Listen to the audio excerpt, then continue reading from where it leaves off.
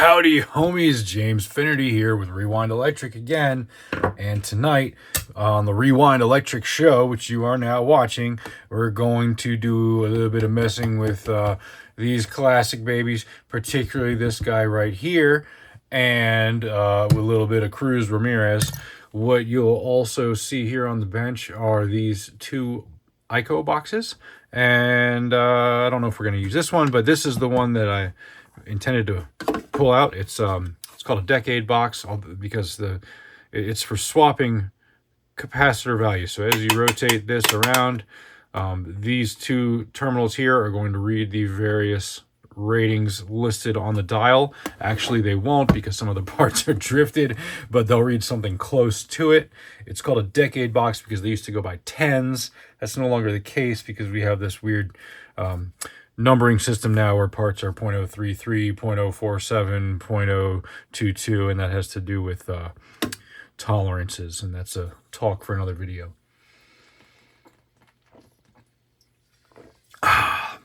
Sip of the old mineral water carbonated. So, what inspired me to make this one here is this big muff has an input capacitor, an output capacitor, and a coupling capacitor in it, which are 10 microfarads. Okay, yeah, so what? Big deal, James.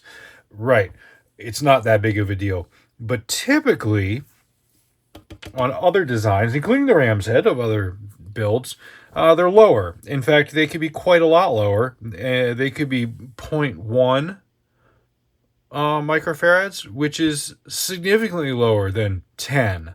At the point of such a, let's just discuss the in and out for a minute. At the point of such a large capacitance value as 10 microfarads, you are letting the entire volume of the signal through. So you're not rolling off any top end, you're not rolling off any bottom end. That's letting all of human hearing pass through it. When you get into the lower values like 1 microfarad or 0.1 or 0.01 even, then you're, in the case of these series capacitors at the input, you're rolling off base. So the point of an input capacitor is primarily to block DC and let AC pass because your guitar signal is AC. But it is also doing some filtering, and that can be in conjunction with an input resistance as well. In fact, it certainly is. Well, what I'm going to do is, because the 0.10, because the 10 microfarads capacitors that are in here are so large, we can put a smaller one in series because that large capacitor is letting all the signal through. So without actually opening this up and swapping capacitors, which you could do, you could just place another one in front and reduce that low end and see what it would sound like if you did. So the input capacitor is the very first thing that is behind this jack. This jack connects straight to that input capacitor, and it's a very big one. So we can put a smaller one. Anything that's smaller than that value, you'll be able to hear as if it was the input capacitor. So we're going to do that with this so that we can hear what it would sound like to have a smaller input capacitor. Perhaps at the end, I'll also move this to the other side, and then we'll hear what it would sound like to have a smaller output capacitor.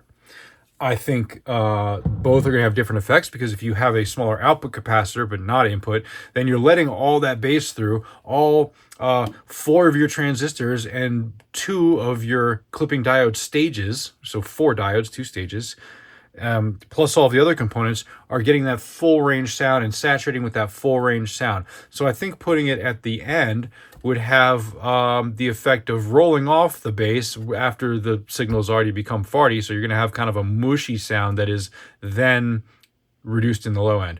Whereas if you put it in the front, my theory is that it's going to be less farty to begin with, and you're going to have a tighter, more focused sound. So I think we'll go into the Princeton reverb to start. I think ultimately, if this proves a worthwhile test where we really like it and want to get into it, we'll go through the clip to hear it a little bit more.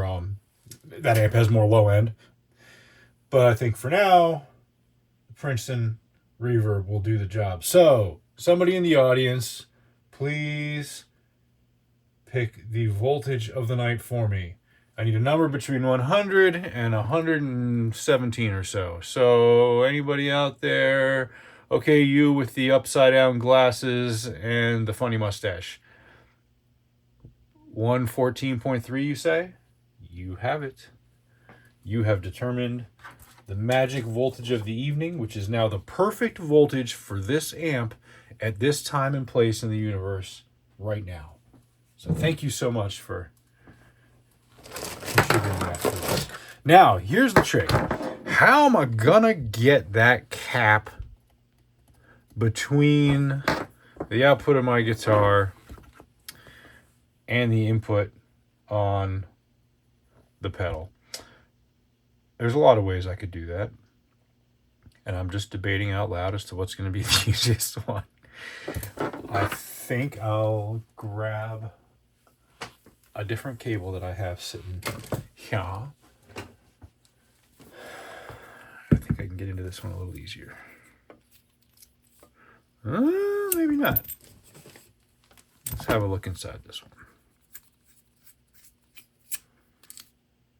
Yeah, we'll just do it like that. So,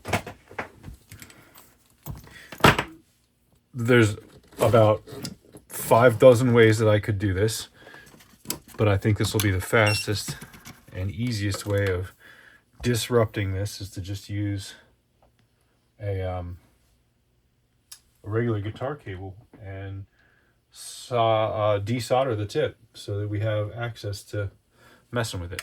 And this fine serial number 1 Super Fuzz by Scott at BMF Effects, which I just received today, is going to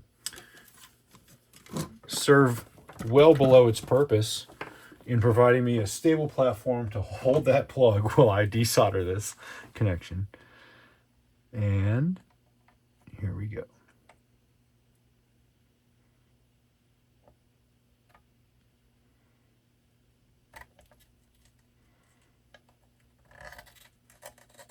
There it is. Okay. So, if you didn't see what I did there, I'll show you up close. Don't focus on that. Focus on this. What I've done is I've just, need my point and poking stick here. I've just disrupted this connection right here. This was connected to the tip there, which connects to the tip there.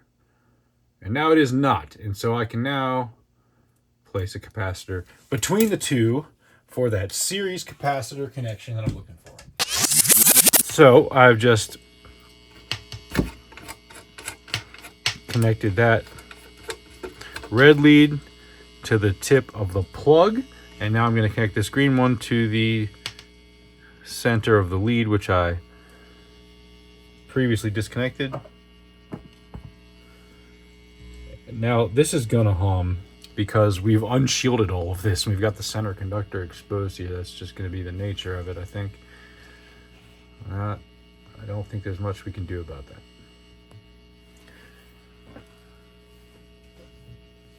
I could use a very short lead. I think it's probably off. There we go. Now it's on.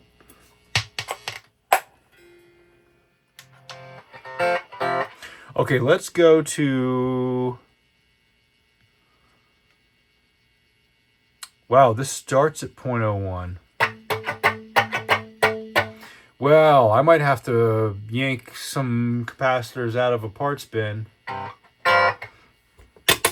because... Oh, no. It starts at 0.22. I'm sorry. But it's still so much smaller than the 10 microfarads that are in this to begin with. So I could jump her across. That way I can at least show what bypassed is like.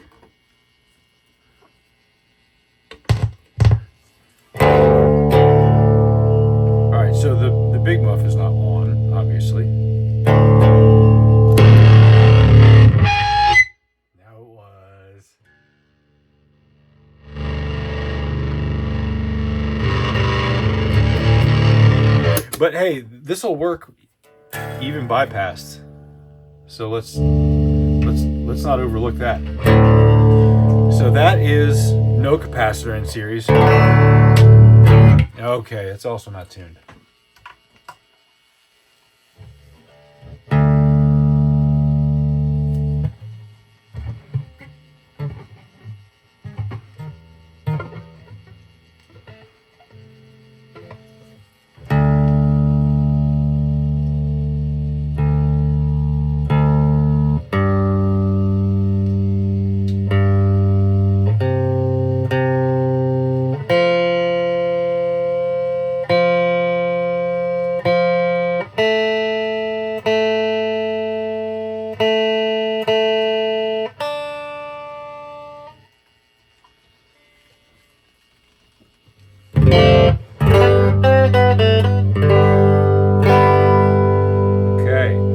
Capacitor, and then we're going to go to 0.22 because that's the biggest value that this box does.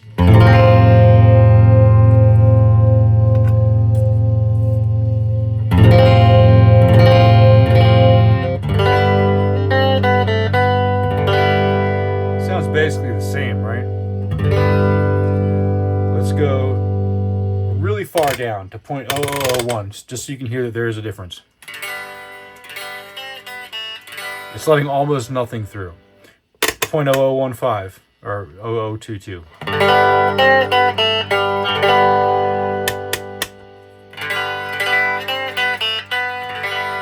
You can hear how it sounds thinner and thinner, right?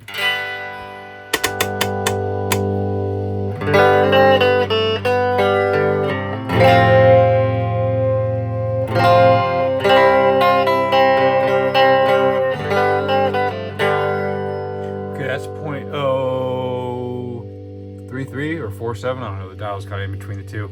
If I were to be using this on a project and I found a sound that I would like, what I would do is then disconnect it and just measure the capacitance right there with the meter. And that way, I'm not relying on what's printed on here, but I'm reading what it actually is that I'm hearing, because some of these values may have drifted over time. And sometimes that knob doesn't point dead on. But it's pretty close. So there's 0.01.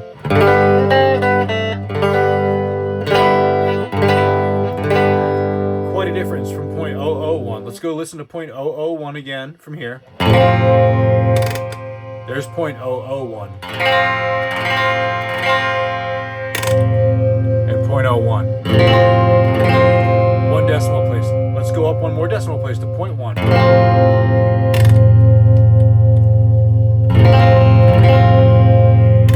Here in the low end, right? Sorry, here's 0.1. There's 0.1. 0.01. 0.1.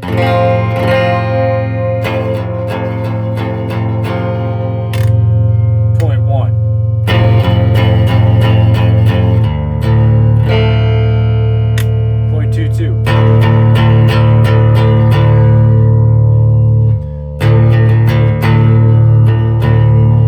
0.022. 0.0022. So that can make quite a difference, huh? Let's hear what it does to the pedal. We're going to start with it bypassed, which might sound very similar to 0.22. So when I'm bypassing this, we're using only the internal input capacitor, which is 10 microfarads. It's way higher than anything on here, which is, I don't know if 0.22 is quite full range sound or not.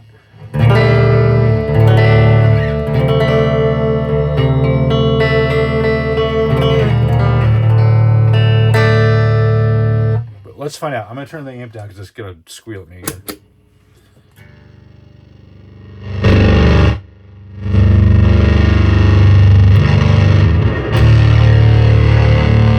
That's just like plugging straight in without any of this, except there's some extra noise because it's not shielded. So here's just the 10 microfarad cap inside.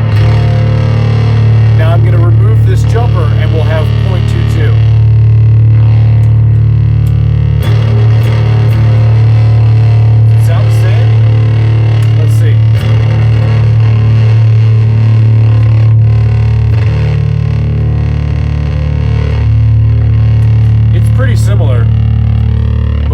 that way down.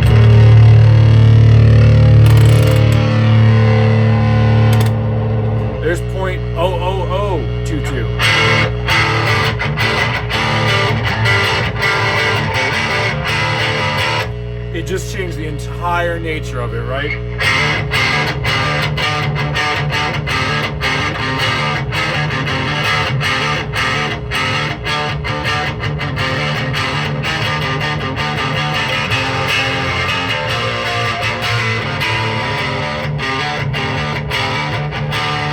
Okay, but that's like really, really good.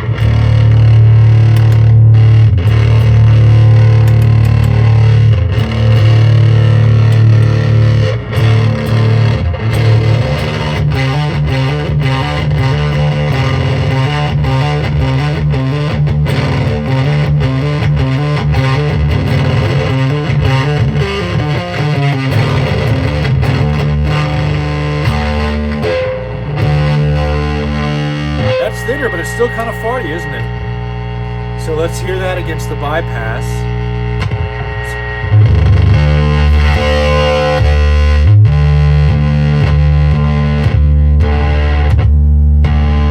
Big difference. Even though it's still a little bit farty at 0.01, it's a big difference. So there's 10 microfarads. 0.01. Way more definition.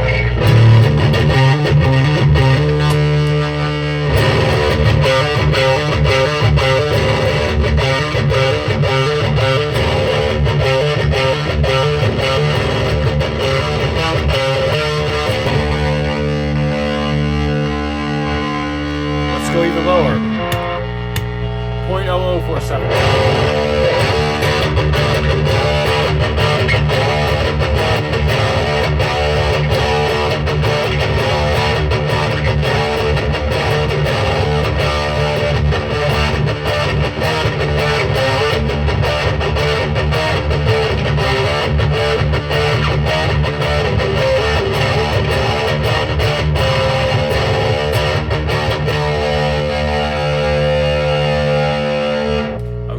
Let's just rotate through these and kind of get a feel for how the sound changes. Why don't I do it on the neck pick?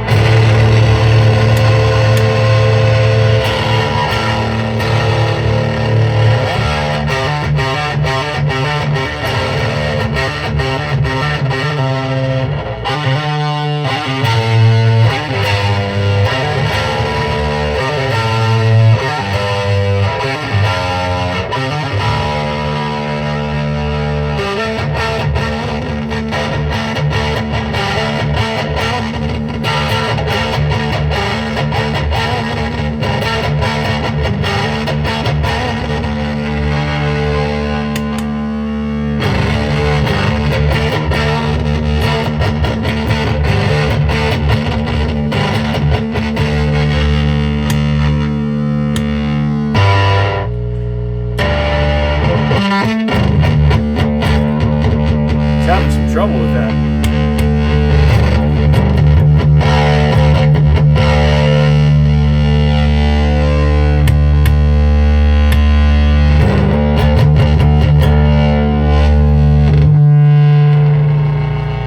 Let's go back to bypass. Yeah, it has trouble with that. We have the volume pegged. I guess I can take it down. Sustain's full up, and I think it should be. Tones not full up, or not full down. I guess full down is the most mid-rangey on this model. Or, no, it is full up, sorry. Full up is the most mid-rangey. If I take it down, it scoops it out.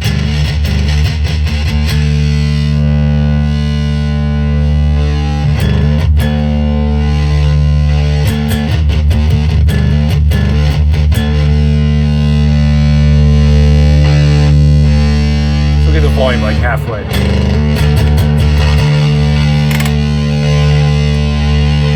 Back to 0.01.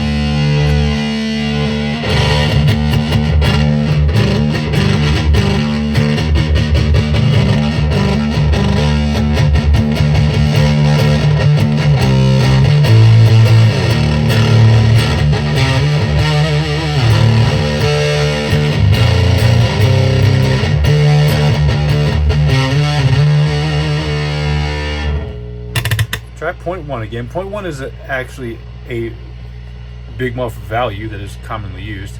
Go to the bridge pickup. See if it'll hold together a little better. Try and go easy on it.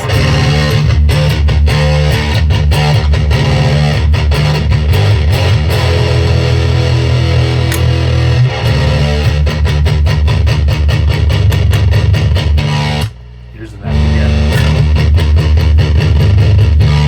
Let's try that versus bypassed.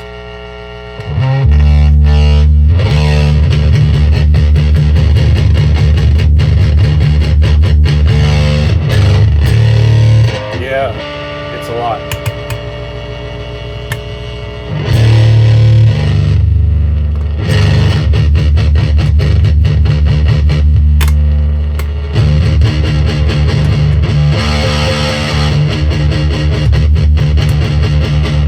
Feels like 0.01 seems to make the beginning of the difference. Well, 0.022 does. 0.047, which I think is another value.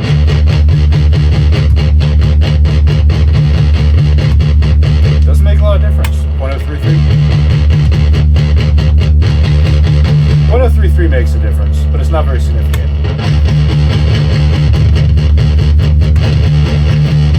0.022 is. This is just sliding out. It's still working though.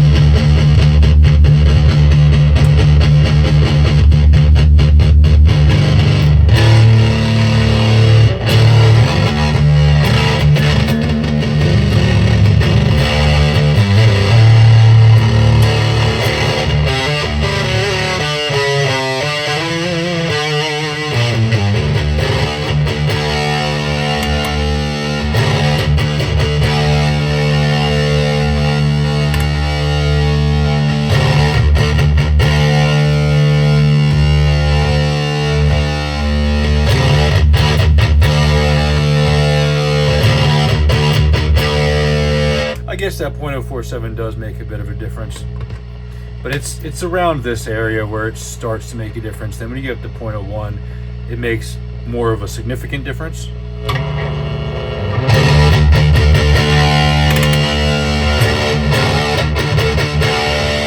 And then of course down here it's like crazy difference. Just like it's like an effect. It makes your guitar sound like a snare drum.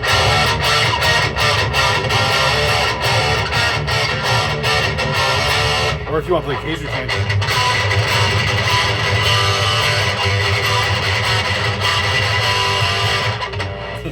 It's kind of where you'd want to be for something like Randy Rhoads.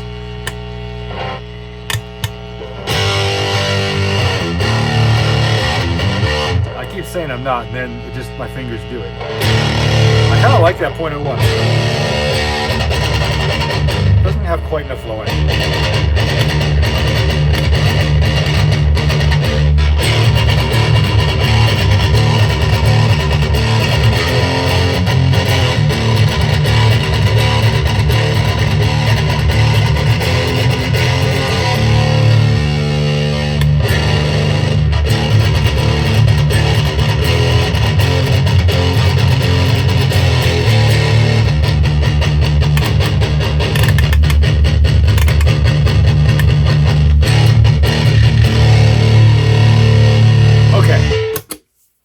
Let's put this down for a minute. We're going to try it on the output in a second, but I have here some paperwork. Let me quickly look and see if I can find. So here's the values I've charted for the Ram's head we're listening to. I read the value of by the markings on the components of all of them, and there they are, if that interests you. That's the stock Big Muff Ram's head. Not all of them, but the one that we're hearing tonight. And I just want to have a look and see what are some other, from around that era, what are some other component values, because I have these other charts printed out too. So some other input cap values would be 0.47 microfarads, 0.1, which is up here.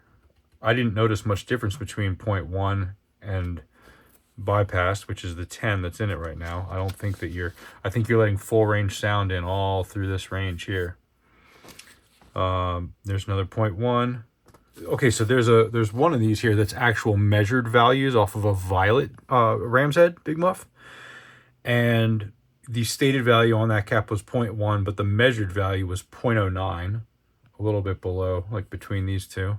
Still full range. 0.1, 0.1. 0.1 seems to be the popular value. These are all from Kit Ray's website, if anybody's interested. He has a really good website on Big Muffs. I have a few more. This one actually shows the 10 microfarads. That's a little bit of a later one. Here is a 1 microfarad. This is an Electro-Harmonix hand-drawn schematic. There's another one here that has also 10. And there's another with 10. And there's one with 1. So they're all pretty high. Oh, this is if this is interesting, this is another version of the values in my ram's head. I charted them out in this way, and you can see the different stages. The 4 different stages that are color coded. It's actually 6. And you can see the 10 microfarad. There's the input cap right there. Oh, I was wrong. So it looks like the input first hits this 33K resistor, and then it hits the 10 microfarad capacitor. I thought that they were reverse order. My apologies. Doesn't really change anything we're doing today. And there's another, that's the output.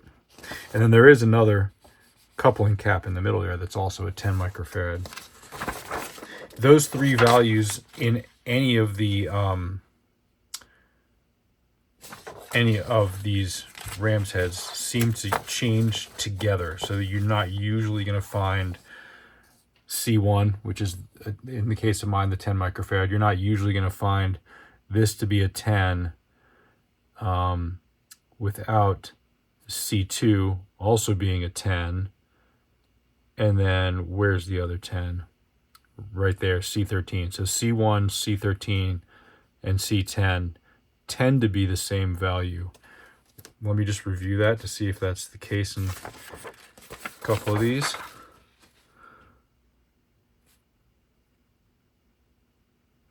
Not always.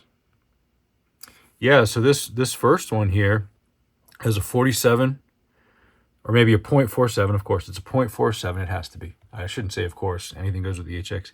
0.47 microfarad input, 0.47 microfarad output, but then that coupling cap, C13, is a 0.047. That's going to roll off a little bit of bass. 0.1, 0.1, 0.1.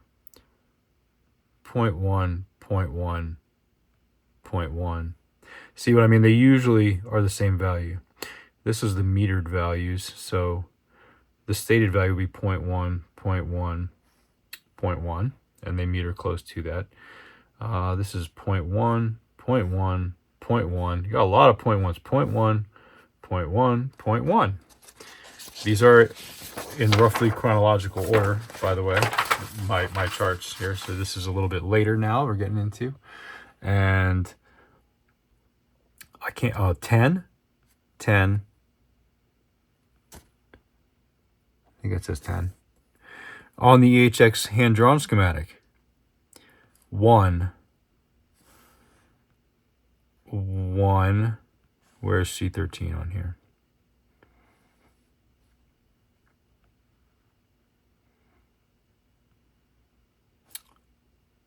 It's not marked. It just says, oh, that's the sustained pot. C13 is not marked. Interesting. Okay. 10. 0.1. 1. So this is, they're calling it 75 number 1. This has 3 different values. 10, 0.1, 1. Interesting. This one, input is 10, coupling is 0.1, output is 1.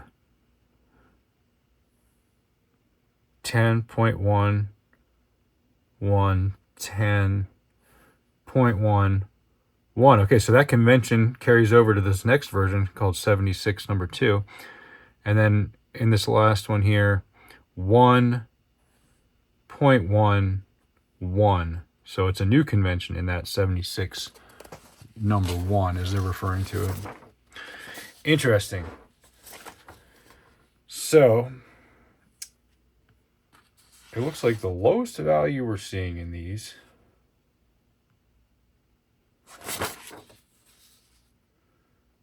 is that 0.047.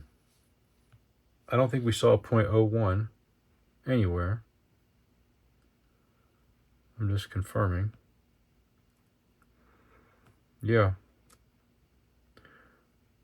0.047 in this first one is the coupling cap, but 0.47 for the input and output.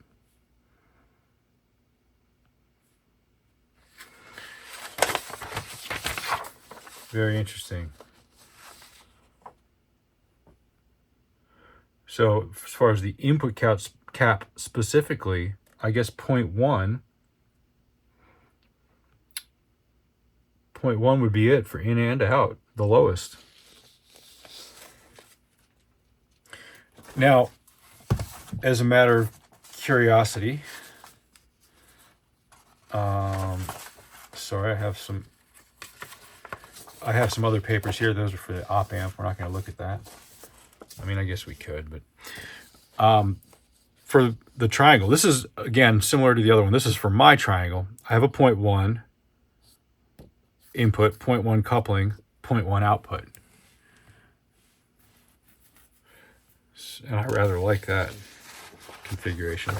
Again, there's my values if that interests anybody in that sort of format for my triangle. And you can see here's the oh gosh, I'm not familiar with the, is your 0.1, your output cap, well, there's C13, that's the coupling cap, 0.1. Where's C2? There's your output, 0.1. It's located in a very different arrangement. Should we look at some triangle input, output, and coupling caps from various years? I think we could. 0.12, 0.12, 1. Okay, now on this one here, 0.1, 0.1, 0.1. Going down into what they're calling 72 number 1. And that is 0.1, 0.1, 0.1. Couple more. 1, 1, 0.68. Curveball. We have a 0.68. I think that 0.68 and 0.1 are going to sound pretty similar, and really they're probably not rolling off a whole lot in the audio range more than even those 10s. Okay, here's a different one. This version 166 number 8. This one actually shows a 3 microfarad capacitor. That's different for the input, 3 for the coupling, 3 for the output. 0.1, 0.1, 1. You have to wonder if these changes were intentional or just like that's what they had, and they were all like, yeah, it's, you know, beyond the hearing range anyway. It doesn't matter what you use. We get these cheap right now. And some of them are approaching the hearing range. And some of them seem to make a difference. 1, 1, 0.1. 0.47, 0.047, 0.47. We're into the Rams heads now. Okay, so we've covered that already. All right. I don't know if you found that interesting or not. I did. And it is the Rewind Electric Show, so I got to read it and talk about it. Feel free to make the guy who's no longer watching the Rewind Electric Show, and then you can talk about what you like. and I will sip my Topo Chico and perhaps even enjoy your channel. So let's now, we heard this on the input stage. Let's do this a little bit different. Let's listen to it on the output stage. There's a couple things we can do still to have fun here, guys. Let's try not knock that red lead off, which probably is going to happen right now. Amazing. It did not come off.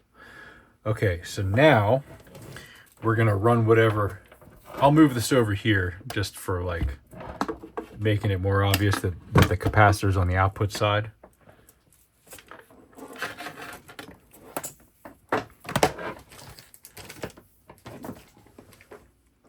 Okay, that's going into the Princeton, and I know I knocked that red lead off now. Let's see if I can get that back on.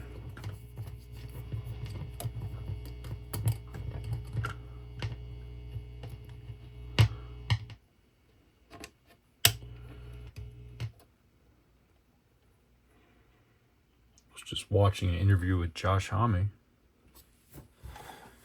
Queens of the Stone Age, among other groups. Caius, let's say Caius.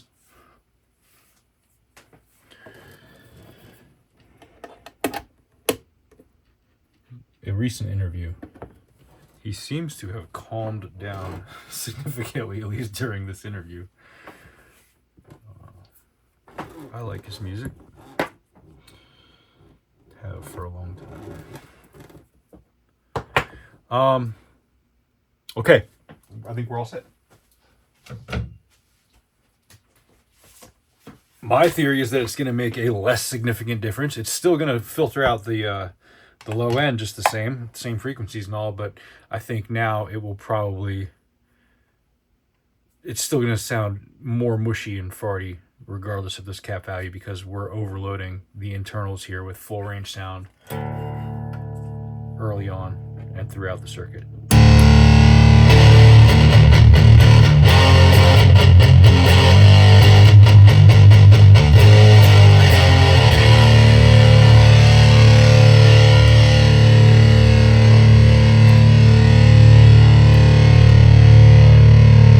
Okay, here is full range. Go to that neck pickup.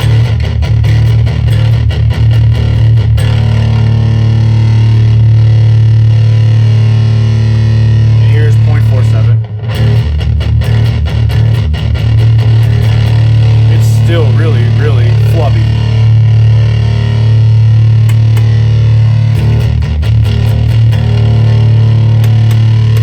Just to prove we're doing something, let's go way high.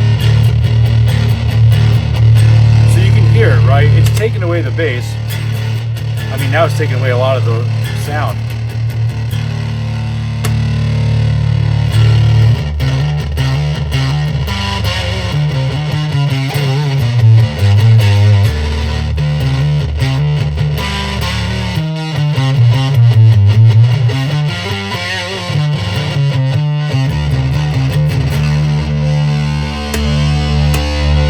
Yeah, I don't really think it's helping a lot.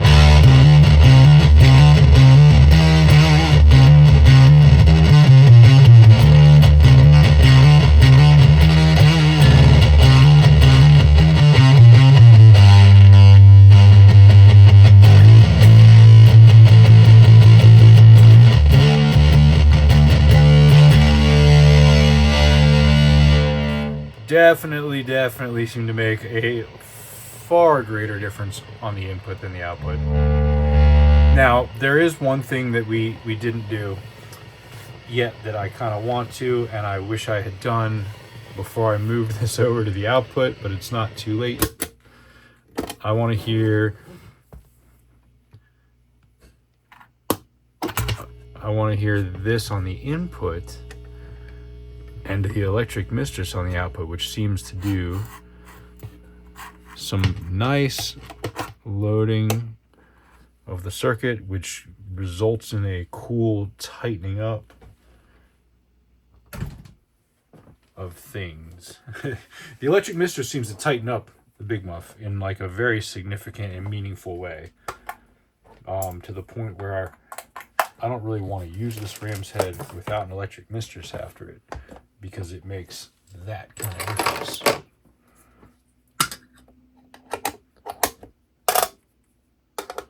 You'll see. Because we'll start with this bypassed. Are we still in camera with everything? Yes.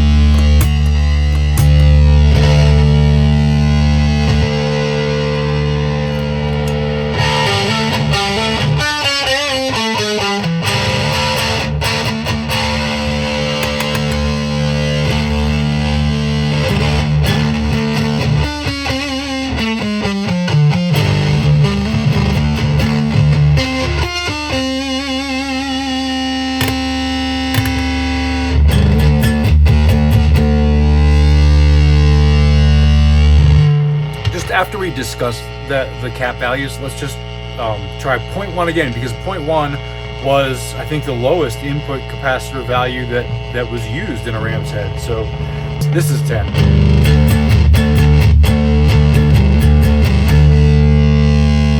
And this is 0.1.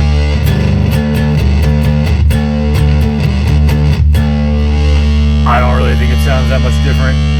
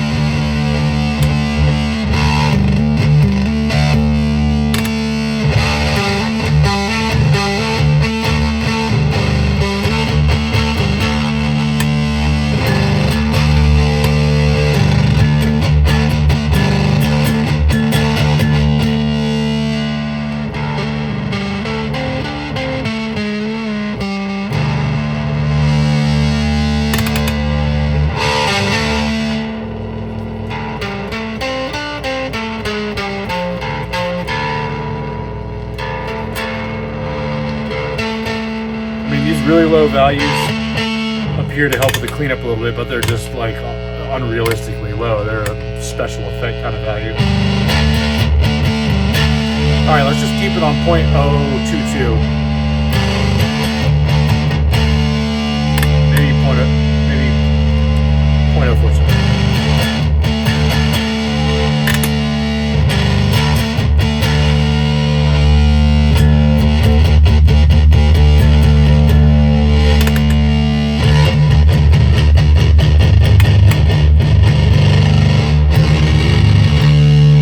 Yeah, 0.022 seems to be probably the drop off for me, where I feel it making a significant difference, like a meaningful difference. Still pretty farty. Now what if we mistress it?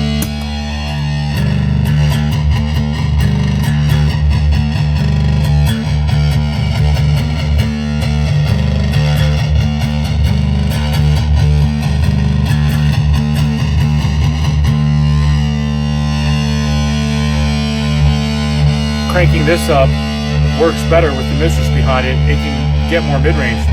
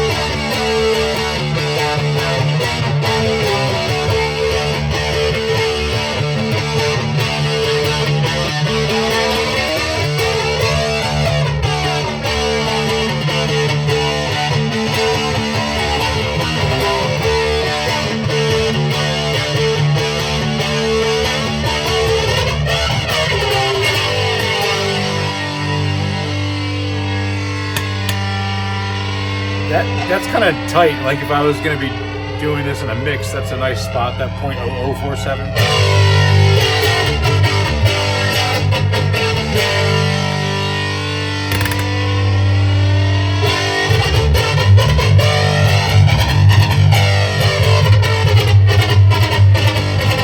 Now again, without the mistress,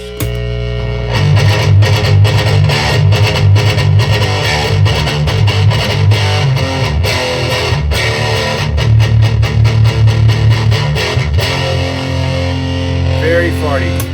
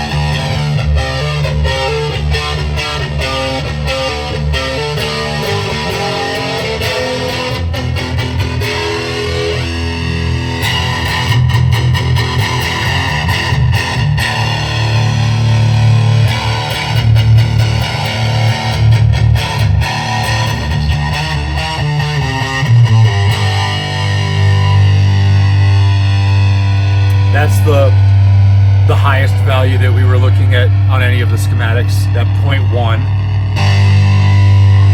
And then again, this is bypass, this is the 10 microfarads. And the electric mistress still does some miracles with that 10 microfarads.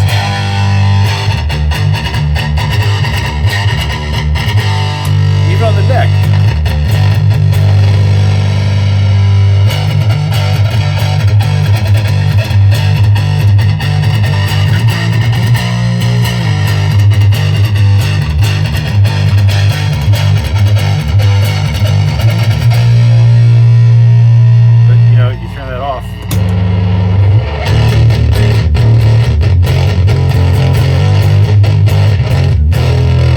Who wants that?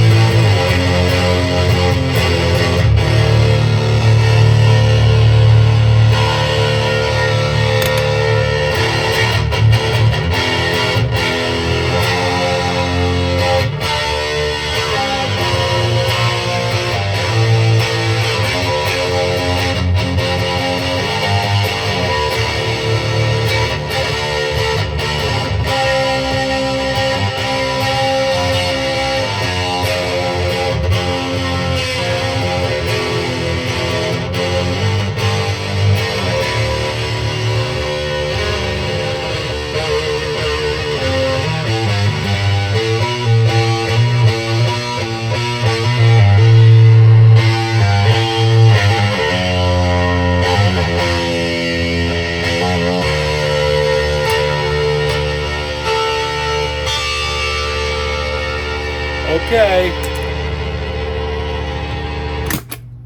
Well, capacitors. Yay, inputs and outputs and big muffs and what they can do. And I think what we learned is that the input capacitor, the output capacitor, they make some difference, but nothing makes it work better than the electric mistress. So win for the mistress, lose for me in the caps tonight, but I'm on team mistress, so yay! All right, have a great night.